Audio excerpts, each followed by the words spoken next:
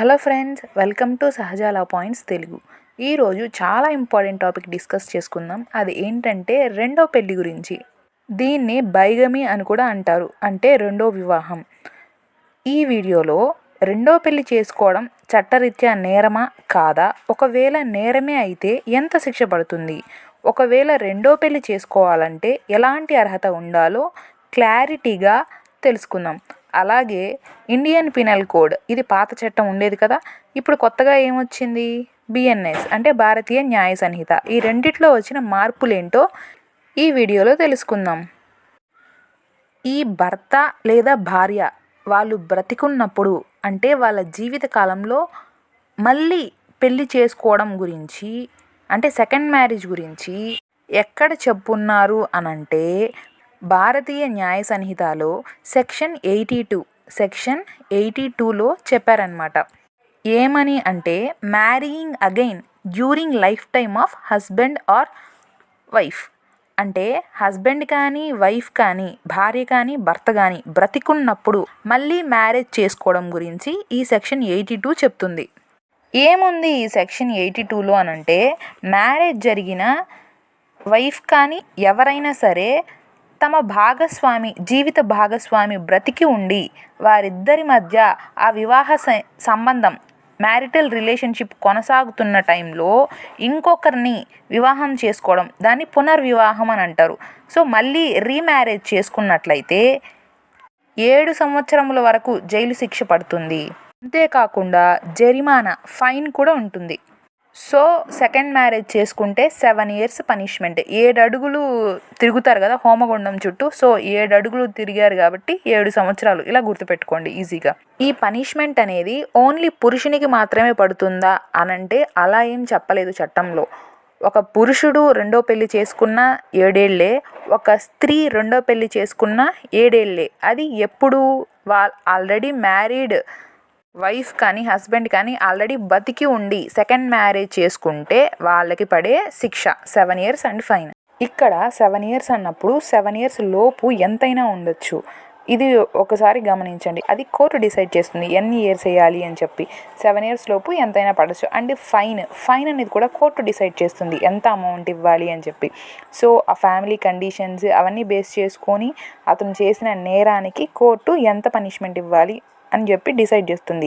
7 years అయితే అతనికి maximum 7 years పడుతుంది. 7 years లోపల ఎంతైనా కోర్టు సర్కమ్స్టాన్సెస్ అవన్నీ బేస్ చేసుకొని ఇస్తుంది. ఇది మీరు గమనించండి.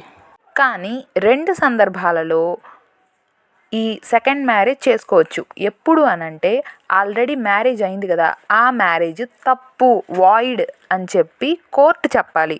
మీరు ముందు చేసుకున్న మ్యారేజ్ చెల్లదు అని కోర్టు కానీ చెప్పినట్లయితే సెకండ్ మ్యారేజ్ చేసుకోవచ్చు అభ్యంతరం లేకుండా. ఫర్ ఎగ్జాంపుల్ డైవర్స్ తీసుకున్నప్పుడు చెప్తుంది కదా కోర్టు, ఇంకా నీకు ఈమెకి ఎలాంటి సంబంధం లేదు, మీరు చట్ట ప్రకారం ఇప్పుడు భార్యాభర్తలు కాదు అని చెప్పి డిక్లేర్ చేస్తుంది. సో అప్పుడు వాళ్ళు ఇంకొక మ్యారేజ్ చేసుకోవచ్చు.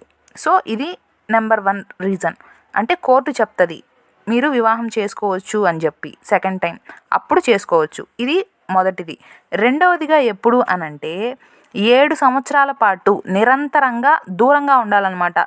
ఇప్పుడు మ్యారేజ్ జరుగుతుంది కదా, ఇప్పటి నుంచి లాస్ట్ 7 years బ్యాక్ వరకు ఆ హస్బెండ్ జాడే లేదు, లేదా ఆ వైఫ్ జాడే లేదు.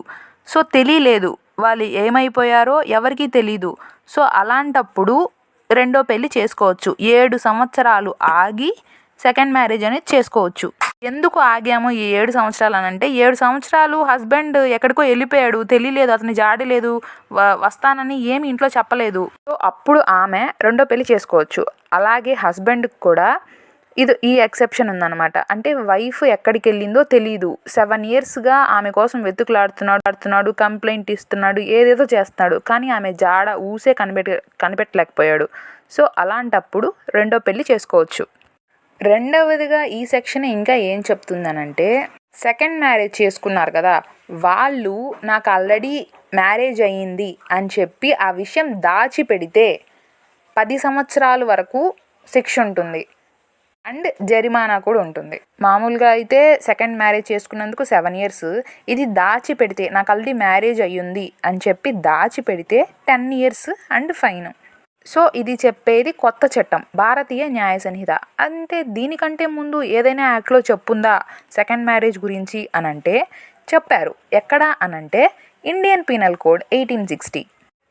అందులో అంటే ఇండియన్ పీనల్ కోడ్లో సెక్షన్ 494 సెకండ్ మ్యారేజ్ గురించి చెప్తుంది. ఎవరైతే రెండోసారి భర్త లేదా భార్య బ్రతుకుండగా రెండోసారి మ్యారేజ్ చేసుకుంటారో వాళ్ళకి 7 సంవత్సరాల వరకు జైలు శిక్ష అండ్ ఫైన్ ఉంటుందని ఇది చెప్తుందనమాట. సో సెకండ్ మ్యారేజ్ చేసుకోవడం చట్టరీత్యా నేరం. భార్య కానీ భర్త బ్రతికుండగా ఇంకొక పెళ్లి చేసుకోకూడదు. ఒకవేళ చేసుకోవాలి అని అంటే ఒకటి కోర్టు చెప్పాలి మీరు ముందు చేసుకున్న మ్యారేజ్ చెల్లదు అని.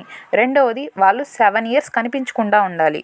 ఎవరు, హస్బెండ్ కానీ వైఫ్ కానీ వాళ్ళ జాడ 7 ఇయర్స్ వరకు మనం కనిపెట్టలేకపోయాం. సో 7 ఇయర్స్ వెయిట్ చేసి తర్వాత చేసుకోవాలి. అంతేకాని ముందుగానే చేసుకొని అలా చేస్తే చట్టరీత్యా నేరం, జైలు శిక్ష అనేది మాత్రం ఖచ్చితంగా ఉంటుంది.